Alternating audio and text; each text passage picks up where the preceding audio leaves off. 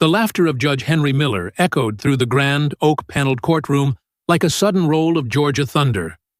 It was one of those rare, uncontained bursts of mirth, the kind that escapes before a person of high standing can remember their dignity.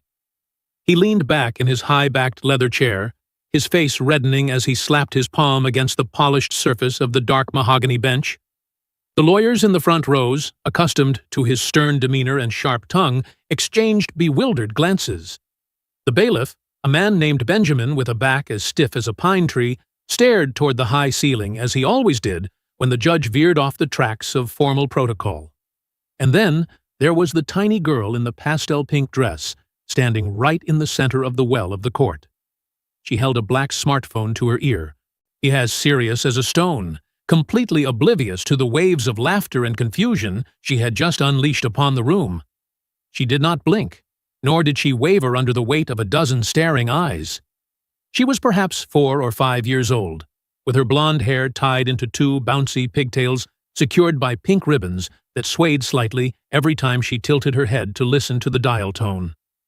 There was an expression on her face that only children can truly master, the absolute, unshakable conviction that what they are doing is the most reasonable and necessary thing in the entire world.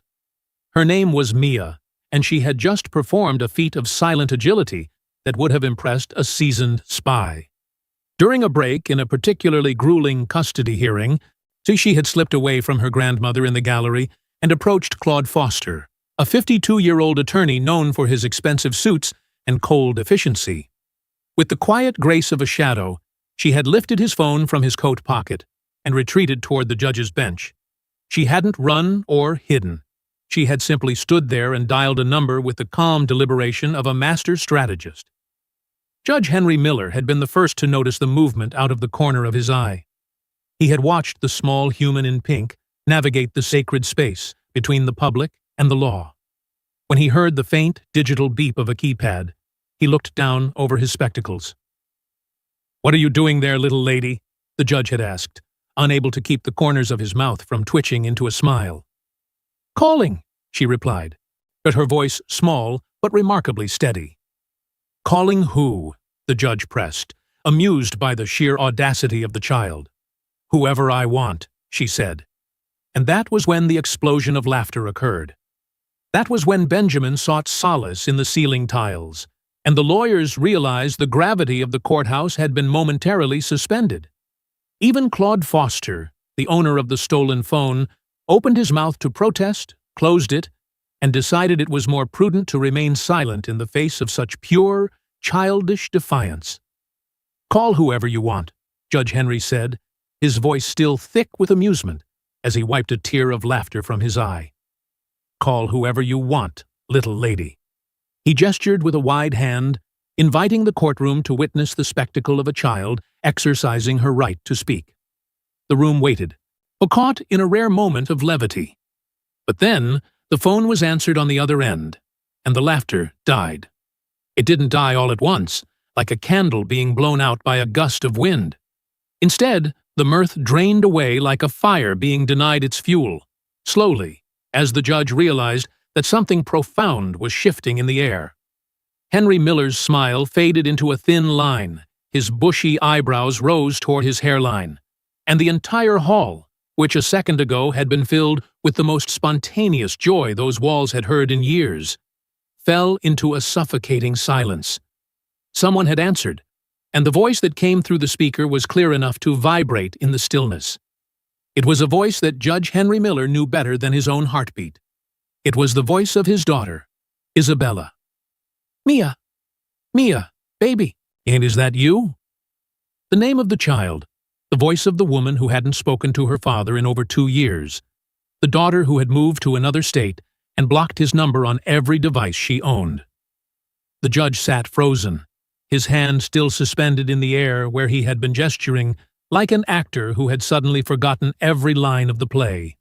The eyes of the room were now fixed on him as much as they were on the child. Isabella had told him, the last time they spoke, that she never wanted to see him again until he understood the gravity of his failures. Now, her voice was filling his courtroom, brought there by a child he barely knew. Mia held the phone with both hands now, her eyes fixed on the judge with a look of total, unwavering attention. "Mommy!" Mia cried out, and in that single word. And the courtroom understood that this was no longer a comedy. To understand what was happening in that Savannah courtroom on a Tuesday in October, one had to go back several years. One had to go back to Judge Henry Miller's private office on a sweltering afternoon in August, when the humidity was thick enough to choke a person, and the air conditioning had chosen that exact moment to fail. Isabella had been standing in front of the window, her arms crossed tightly, her face a mask of cold fury and exhaustion. At 31 years old, she was a respected pediatrician, but in that room, she felt like a child begging for a scrap of justice from a man who dealt in nothing but cold statutes. She had come back to her hometown to plead with her father about the custody of Mia. Her ex-husband, Robert, had been using the child as a bargaining chip, violating every agreement they had made, keeping the girl for weeks without notice, and refusing to answer calls. Henry had listened to his daughter with the same expression he used for every stranger in his court: closed, evaluative, and detached.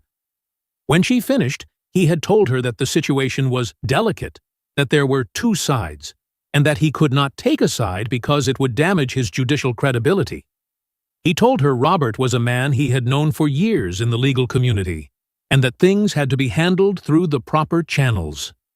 Isabella had stared at him for a long time, the silence stretching until it felt like it would snap.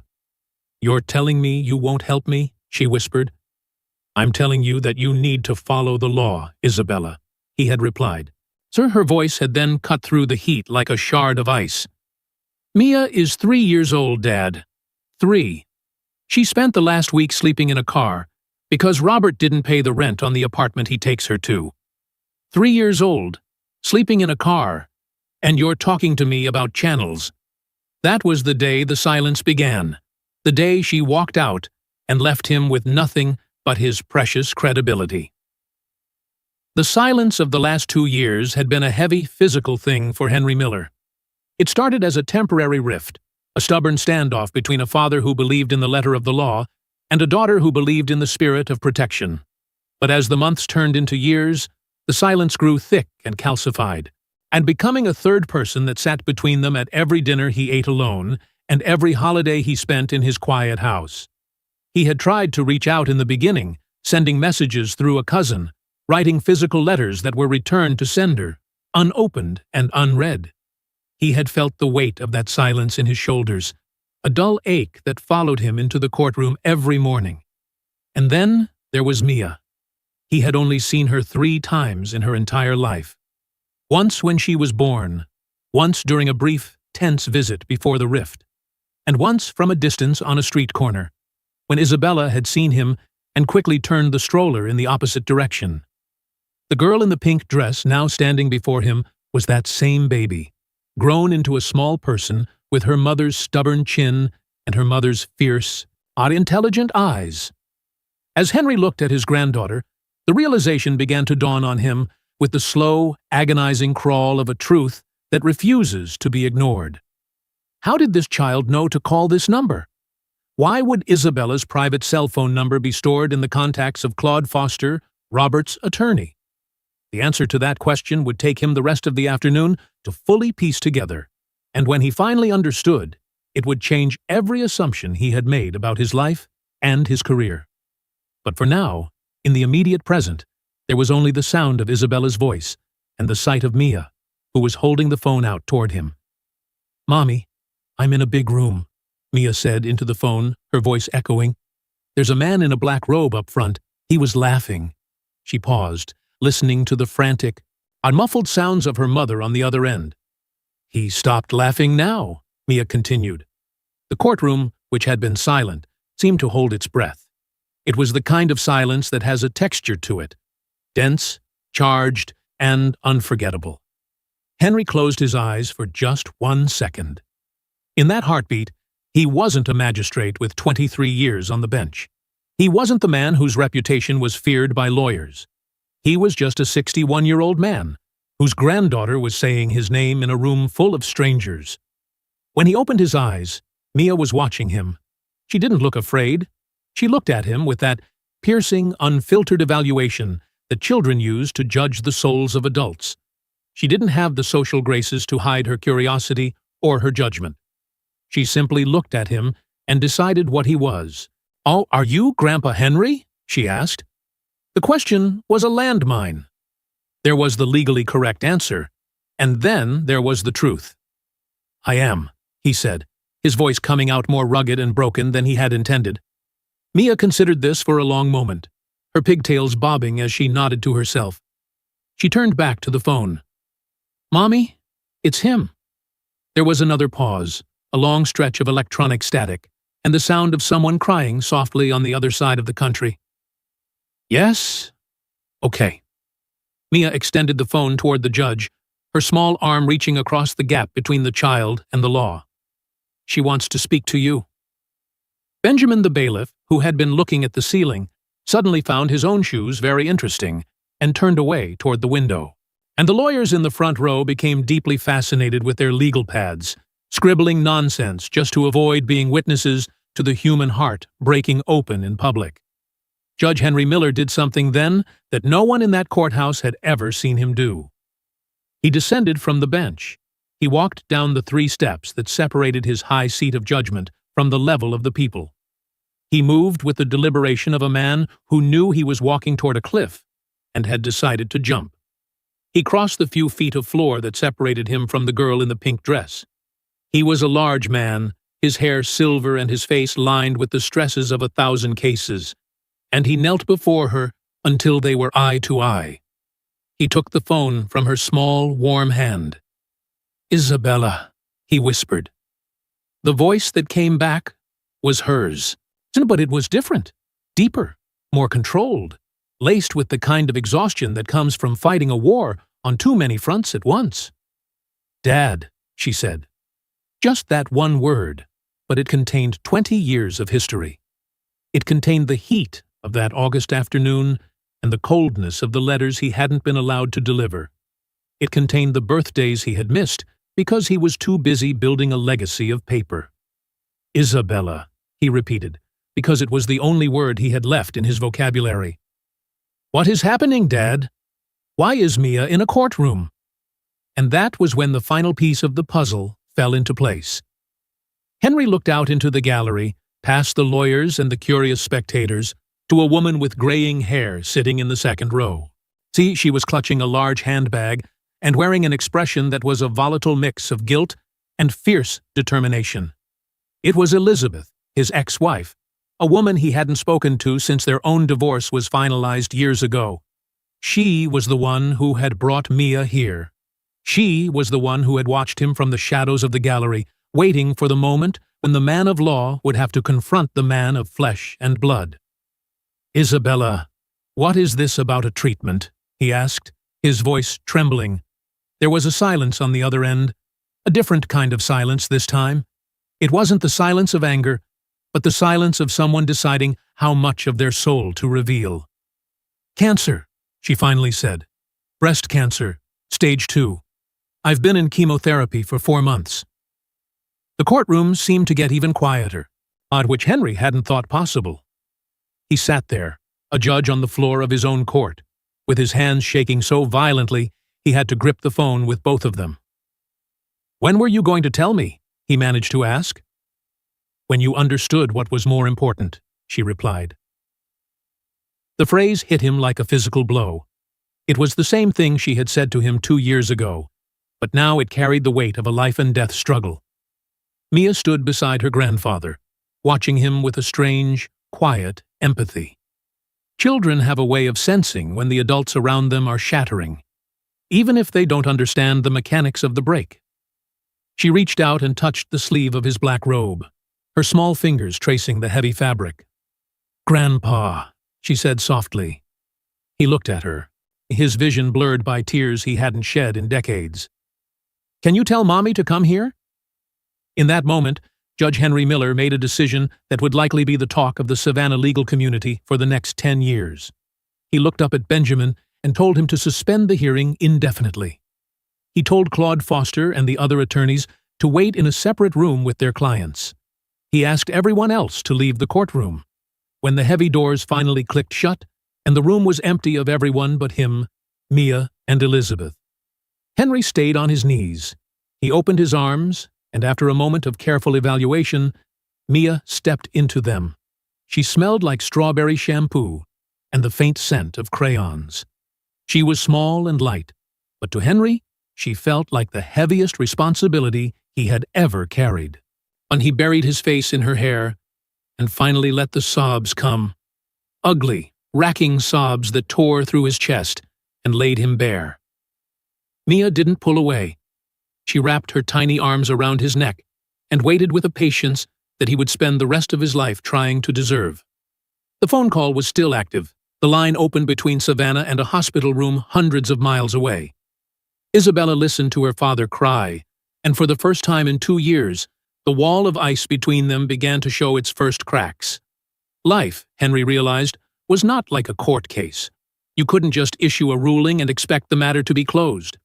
Life was the messy, painful process of discovery, the long nights of testimony that didn't always make sense, and the realization that justice and mercy are often the same thing. Later that night, though after Mia had fallen asleep in a guest room at Elizabeth's house, Henry sat in his ex-wife's kitchen drinking a cup of coffee that tasted like regret. Elizabeth was a woman who solved problems with caffeine and silence, and she sat across from him, watching him with a guarded but not unkind expression. They had been married for 18 years before the career and the ego had pushed them apart. "You knew," Henry said, looking at the dark liquid in his mug. "I knew she was sick, yes," Elizabeth replied, "and I didn't tell you because she asked me not to. She wanted to see if you would ever look up from your bench on your own. She wanted to see if you even knew who your granddaughter was." Henry looked at his hands, the hands that had signed thousands of orders but hadn't held his daughter in years. "I failed her, Elizabeth. I failed them both." "You did," she agreed, offering him no easy comfort. "But you got off the bench today. That's more than most men like you ever do." Isabella called back around 11 o'clock that night. They talked for 3 hours. It wasn't an easy conversation. It was a brutal excavation of 2 years of silence and 30 years of neglect. Henry didn't try to defend himself this time. He didn't talk about his reputation or the proper channels. He just listened. He listened to her talk about the fear of the diagnosis, the sickness from the chemo, and the terror of Robert trying to take Mia away while she was too weak to fight. "I erred," he said, the words feeling heavy in his mouth. "Not just in August. I erred when I thought my legacy was the law, and not you. I built a name in this city and let my family crumble. And I told myself it was a fair trade because someone had to do the hard work. It wasn't a fair trade." There was a long silence on the other end. "I know you know that now," Isabella whispered. "But you always knew, Dad. That was always the problem. You knew it was wrong, and you did it anyway because it was easier than changing." The truth of her words stung, but it was a clean pain, the kind that precedes healing. He asked her about her prognosis, and she told him the doctors were optimistic. The stage 2 cancer was responding well to the treatment, and she had 2 more months of chemotherapy before the surgery. The chances of a full recovery were high, but the journey was exhausting. "I want to help," Henry said.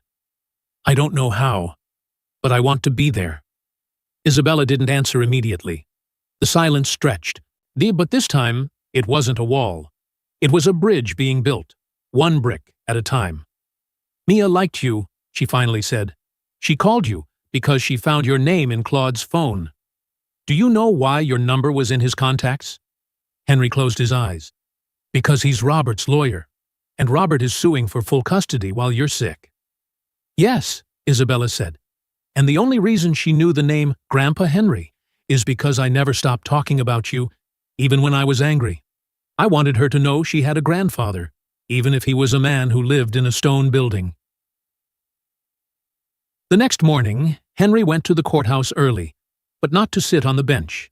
He went to the clerk's office and filed the paperwork to recuse himself from every case involving Robert or Isabella.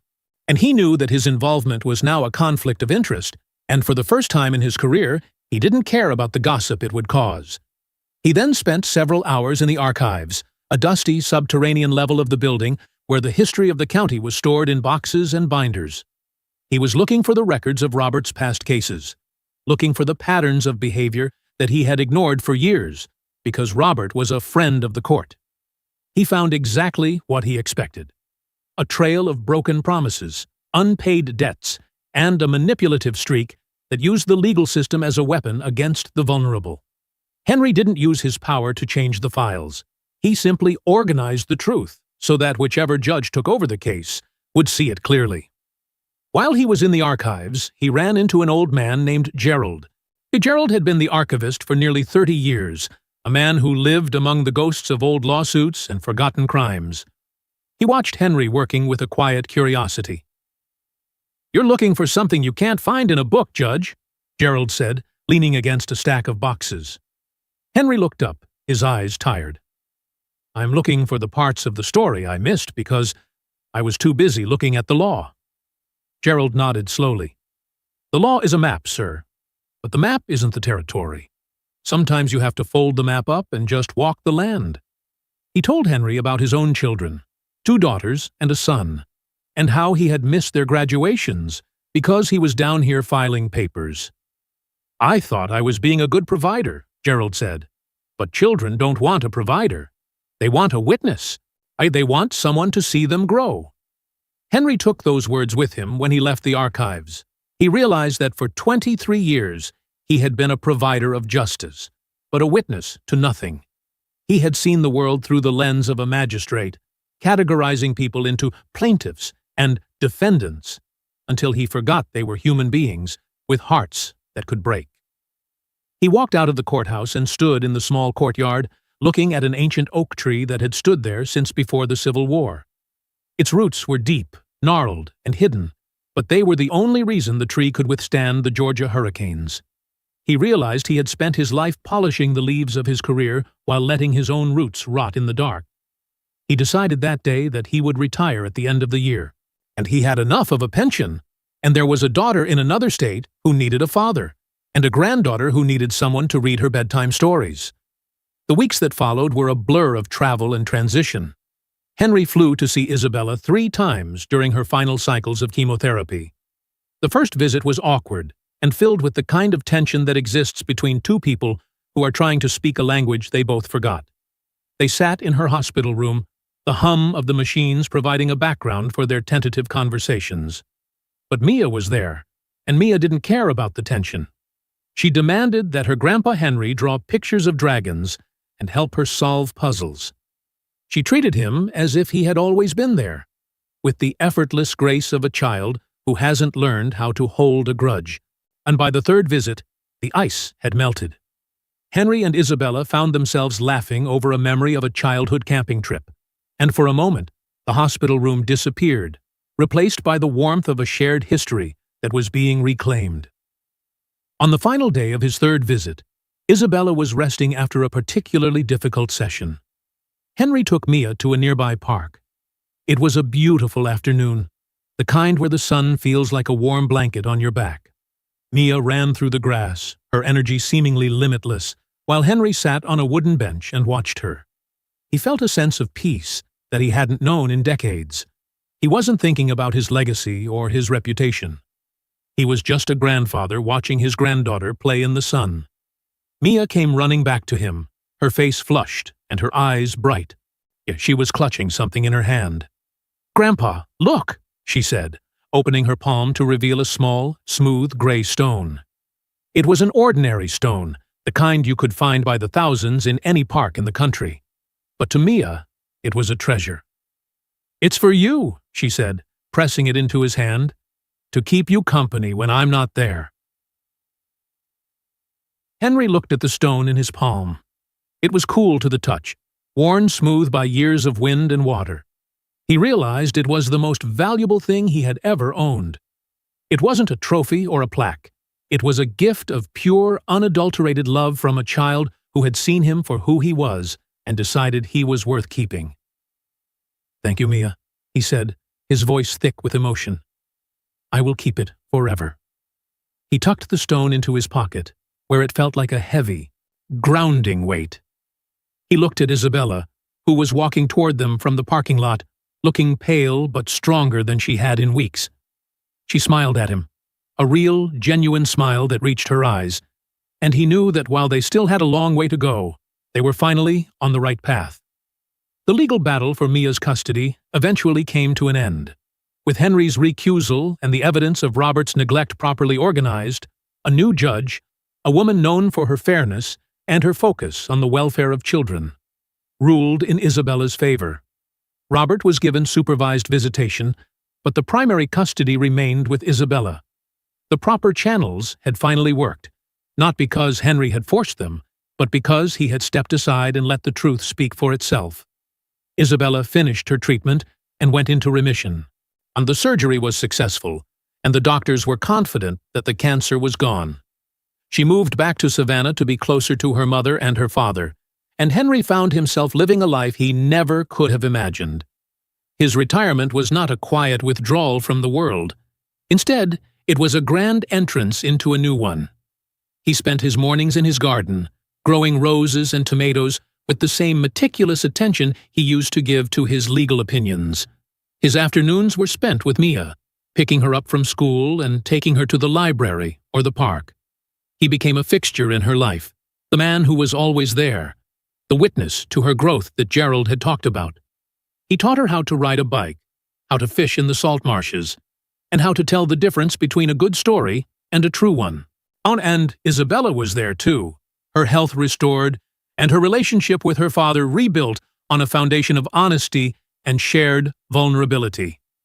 One Saturday morning, when Mia was 7 years old, she was sitting at the kitchen table with her grandfather, eating a bowl of cereal and coloring a picture of a sea turtle. She stopped and looked at him, her expression becoming that familiar, serious mask she had worn in the courtroom years ago. "Grandpa, do you remember that day when I called Mommy from the big room?" she asked. Henry smiled, the memory still vivid in his mind. "I remember it every single day, Mia." "Why were you laughing?" she pressed. Henry leaned forward, resting his chin in his hand. "Because I thought I was the most important person in that room," he said softly. "And you reminded me that I wasn't. You reminded me that being a grandpa is much more important than being a judge." Mia nodded, as if this was a perfectly logical explanation. "I'm glad I called," she said, returning to her coloring. "Me too, Mia, me too." As Henry watched her, he thought about the thousands of people who had passed through his courtroom over the years. He thought about the lives he had changed with the stroke of a pen, and the families he had impacted with his decisions. He realized that for most of those years, he had been a man of paper and ink, living in a world of abstractions. But now, he was a man of flesh and bone, living in a world of smiles and tears and small gray stones. He realized that the greatest judgment he had ever made was the one he made on that Tuesday in October, when he decided to stop being a judge and start being a human being. And it was a judgment that had saved his life, and the lives of the people he loved the most. The sun began to set over the marshes of Savannah, casting a long golden light across the kitchen. Henry stood up and began to clear the breakfast dishes, his movements slow but steady. He felt the weight of the years in his joints, but he also felt a lightness in his heart that he wouldn't trade for all the prestige in the world. He looked out the window and saw Elizabeth pulling into the driveway, coming over for their weekly family dinner. They were no longer husband and wife, but they were friends, bound together by the shared history of their daughter and granddaughter. They had found a way to be a family again, in a way that was different but no less real than before. Isabella arrived a few minutes later, looking vibrant and full of life. She hugged her father, a long, tight embrace that spoke of 1,000 unspoken apologies and 1,000,000 shared hopes. "How was she today?" Isabella asked, nodding toward Mia. "She's a genius, as always," Henry joked. "She's currently working on a masterpiece of a sea turtle." Isabella laughed, a sound that was music to Henry's ears. They began to prepare dinner together, the kitchen filled with the sounds of chopping vegetables and the smell of roasting chicken. It was a simple, ordinary scene, but to Henry, it was a miracle.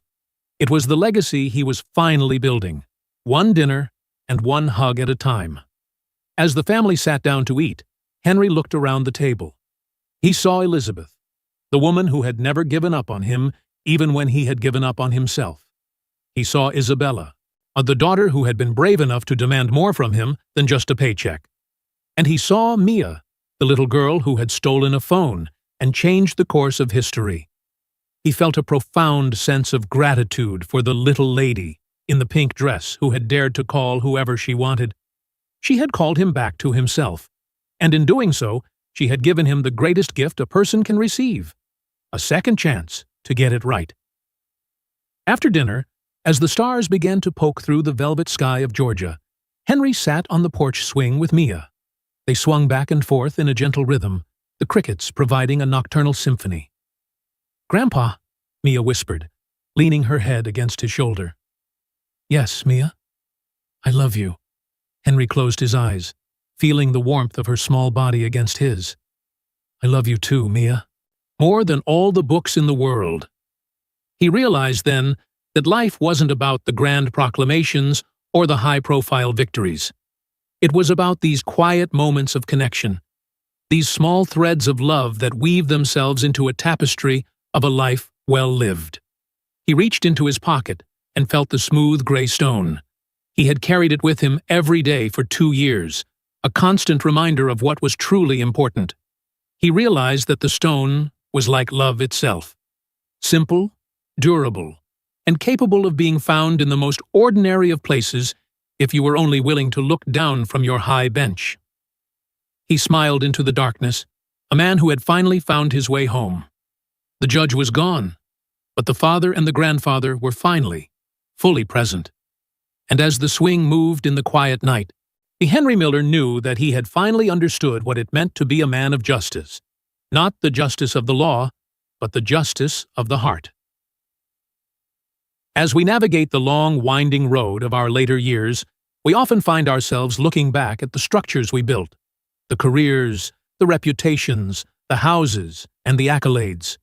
We tend to measure our worth by the height of the walls we raised and the weight of the titles we carried. But the true essence of a human life, the part that remains when the titles fade and the walls crumble, is found in the quality of the silence between us and those we love. For many of us, especially those of us who came of age, in a time when work was the primary definition of a man's soul, we often confused providing with being present. We thought that by building a name, we were building a future for our children, when all they really wanted was for us to look up from our desks and see them. We traded the messy, unpredictable beauty of family for the controlled, sterile perfection of professional success, and we called it a fair trade. But as the shadows lengthen and the noise of the world begins to dim, we realize that you cannot hug a reputation, and a legal opinion will never hold your hand when you are afraid. The story of the judge and the little girl is a reminder that it is never too late to descend from our own personal benches. We all have them, those high seats of judgment where we hide behind our pride, our grievances, and our proper channels. We tell ourselves that we are being neutral or principled, when in reality, we are often just being cowards who are afraid of the vulnerability that love requires. We wait for the other person to make the first move, to apologize, to break the silence, while the years slip through our fingers like dry sand. We forget that the most powerful thing we can do is to simply show up, to appear at the birthdays, to listen without judging, and to admit when we have erred. We forget that the proper channel for love is never a document or a protocol. It is the direct, unmediated connection between one heart and another. To the older adults who may be carrying a heavy silence of their own, let this be an encouragement. The walls we have built are not as thick as they seem. They can be breached by something as small as a child's laugh or as simple as a phone call. Redemption does not require a grand performance or a total erasure of the past. It only requires the courage to be honest about our failures and the humility to accept the grace that is offered to us. Sometimes we have to let our laughter die so that our hearts can live. Sometimes we have to lose our credibility in the eyes of the world so that we can find our dignity in the eyes of our family. The legacy we leave behind will not be found in the archives of a courthouse or the records of a company. It will be found in the memories of a child who knew that when they reached out, we were there to catch them. In the end, we are all just travelers looking for a place to belong, for a kitchen table where we are known, and for a porch swing where we are loved. The titles we held and the battles we won will eventually be forgotten, but the way we made people feel, the warmth of our presence and the sincerity of our apologies will echo through the generations. So, if you are sitting on a bench of your own making, look down. Look at the people standing in the well of your life, waiting for you to see them. Do not wait for a child to steal a phone to remind you of who you are. Descend the steps, open your arms, and realize that the most important thing you will ever do is not to judge the world, but to love the small corner of it that has been entrusted to you. For in that love, we find the only justice that truly matters, and the only peace that will ever follow us into the dark. It is the simple, profound truth that we are not defined by what we do, but by who we are to those who call us father, mother, or grandpa. And that, in its purest form, is the only legacy worth leaving.